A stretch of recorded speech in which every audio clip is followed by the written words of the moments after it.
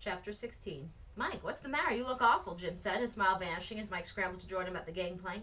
Clutching his chest, he swallowed great gulps of air. Mike managed to say, a man was watching. I saw him. He looked right at me and he went out of the tavern.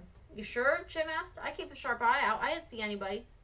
He was standing in the shadows. I spotted him when he stepped in the light. In his fright, Mike clasped Jim's arm. He'll tell the soldiers. I know he will. Why didn't he shot us? Why did he just watch? Maybe he recognized you, Jim. If he did, he knows well I'll come back to the boat. Jim looked along the empty landing. If the man who saw us informed the Rebs, they'd come after us, wouldn't they? Maybe Jim was right, but Mike couldn't count on it. If Jury knew where to find Mike, he'd be in no rush to catch him.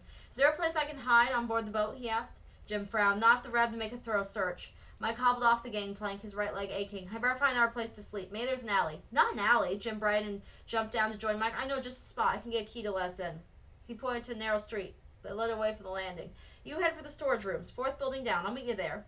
While Jim ran up the gangplank and disappeared into the boat, Mike hurried to the protective darkness of the street. He no sooner left the landing than he heard footsteps. Flattening himself against the side of the building, Mike had a clear view of men striding up the landing and onto the gangplank to the Mary Bell. 2 were in civilian clothes, and 3 were Confederate soldiers, one of them Jury. In the silence, Jury's voice carried clearly. Boy with red hair? You sure he's on this boat, Mr. Groot? Mike's head throbbed. He took a step forward, instinctively wanting to rush to the boat to help his friend, but he stopped himself. Jim would probably have a better chance on his own. After all, Jim had a job on the boat, a right to be there. Mike waited and watched as the lantern suddenly glowed on board at the main deck. He could see the search parties moving from deck to deck, prow to stern. Suddenly a quick figure appeared, racing down the gangplank. Jim! Mike hissed as Jim entered the dark street. Over here! They didn't see me, Jim said. Come on, hurry.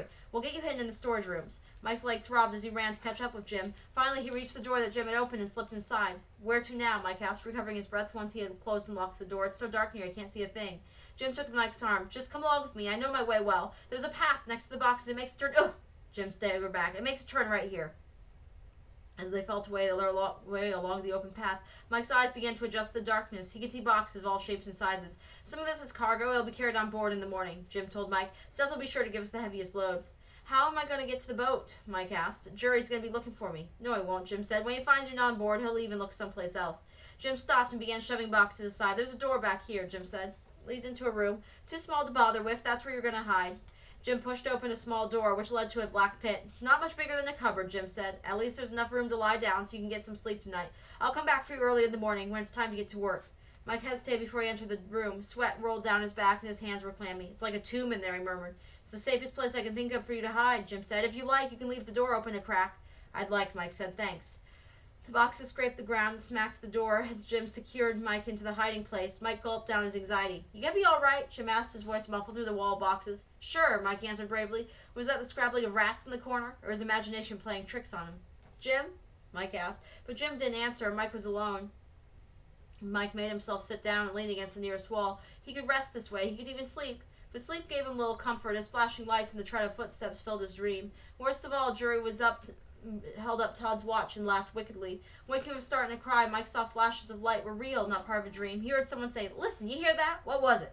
I didn't hear anything, a man answered. Another man laughed. Probably a rat. You're going to find plenty of rats in these buildings near the water. Mike would have recognized the scornful voice and laugh anywhere. Jury's. As quietly as he could, Mike stood and put one eye out the crack of the door. The 2 men stood a fair distance away, their backs to Mike's hiding place. Carefully, Mike pulled the door completely shut and leaned against the wall, weak with fear. What if they were discovered? The men with Jury would never believe that it was Jury, not Mike, who had really stolen the watch. With Jury out to get him, Mike knew he didn't stand a chance. The lanterns came near, outlining the edge of the door with thin streaks of light. Close to panic, afraid to breathe, he tensed, waiting for the door to burst open and Jury to appear. But instead, the lights faded and the searchers moved on. In a short while, the darkness closed in like a smothering blanket, and the storage room fell silent. Mike's knees buckled. He slid down the wall, collapsing on the floor. They were gone, and they hadn't found him. Exhausted from tension and sudden relief, Mike gradually fell into a deep sleep. Mike! A voice interrupted sleep. Wake up, Mike! He opened his eyes to see Jim, lantern held high, peering through the open door. Jury was here, Mike mumbled. I know. I saw Jury and his friends along with Doyle. One of the ship's crew headed for the storage rooms. I waited till they left. What about Doyle? Mike asked, crawling out of his hiding place and stretched, rubbing his stiff and aching arms and legs. Won't Jury have him looking for me? Jim shook his head. Doyle's federal. He has no use for Jury and his leg. He'll go through the motions, but he's not going to help Jury. Jim! Came a call from the front of the storage rooms. It's time to get to work, Jim said. We've got to help load the cargo. You think I can find a cap somewhere around here? Mike rubbed his head and tried to smile. I'm not sure, as you are, that Jury won't still be looking for this red hair of mine. Thought the same, Jim said, pulled a small billed cap out of his pocket. Jim, Mike, where are you? Seth shouted. Jim made a face. Back here. We'll be right there. A heavy grunt of work The heavy grunt work of loading and storing the cargo was only the beginning. As the sun broke the early gray of the sky, Mike found himself carrying wood to the firemen in the boiler room, polishing brass on the inside stairways, and giving a final mop to the smudged footprints on the decks of the Mary Belle.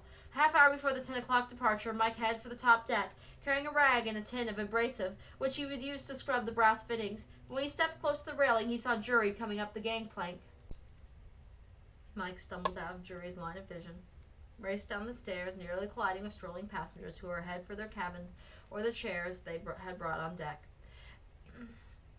Stopping to regain his breath and rest his leg once he reached the main deck, Mike glanced into the ornate carpeted room where May passengers had gathered and saw Jury ascending a gilded stairway that curved up to the lounge on the deck above. Good, he'd probably already been below. Trying not to attract attention, Mike ducked down the stairway to the lower deck and into Jim's cabin. Nothing seemed disturbed, and Mike's knapsack was still under Jim's bunk. Mike squirmed over the bunk and nestled behind the knapsack and Jim's store of possessions, hoping that Jury wouldn't look a second time. The engine started up with such a roar, the entire boat vibrated. Mike heard the boat's huge pistons set a regular and steady rhythm, and the slap and splash of the paddle wheel as it began to turn.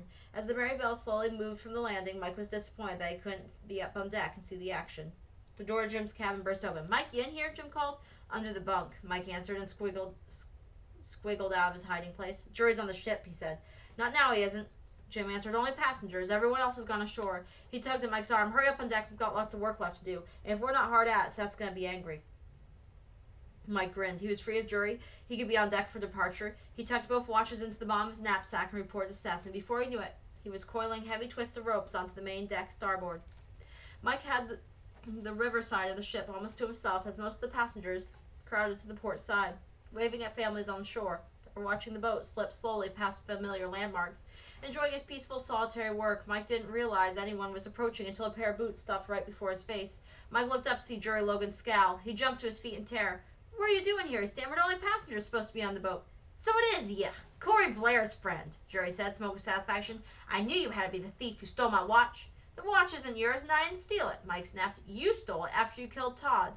Jury chuckled. "Corey told me you'd come after the watch and probably end up with it. Stubborn, he called you, I remember. Stupid's a better word for you." "What good's the watch to you?" Mike demanded. "Why should you go so much trouble to hunt me down?" Jury spat out the answer. "Nobody bests Jury Logan, especially a half-grown whippersnapper. I'd be a laughingstock to all my friends if they heard what Corey said. Some of them have a good-sized bet riding on the outcome." Anger twisted in Jury's face. "Give me the watch," he demanded. "It's not yours," Mike insisted. Jury took a step forward and Mike backed against the rail. "It is now." Jury suddenly lunged, but Mike ducked, the rope whipping out of his hands. To Mike's horror, Jury's ankle caught in the twist of the rope. He lost his balance, the force of his lunge carrying over the railing. Mike heard a slap as Jury hit the water. In shock, Mike leaned over the rail. Jury surfaced, his pale face breaking through the waves set by the paddle wheel. His mouth opened in desperate shouts. The boat's engines and splash of the paddle wheel were so noisy, Mike was unable to hear him. Frozen in terror, he watched Jury go under and surface again among the flotsam and the driftwood, this time further from the boat. "He's gonna drown," Mike realized. "I can't let him drown." "Man overboard," he screamed. "Help! Man overboard!" Two of the crew appeared at Mike's side. "Where?" one of them shouted, already prepared to throw a line. Mike and two men stared at the muddy water, seeing nothing more than ripples from the paddle. "He's gone," Mike whispered. He leaned against the rail, feeling sick. "It's too late. He's gone."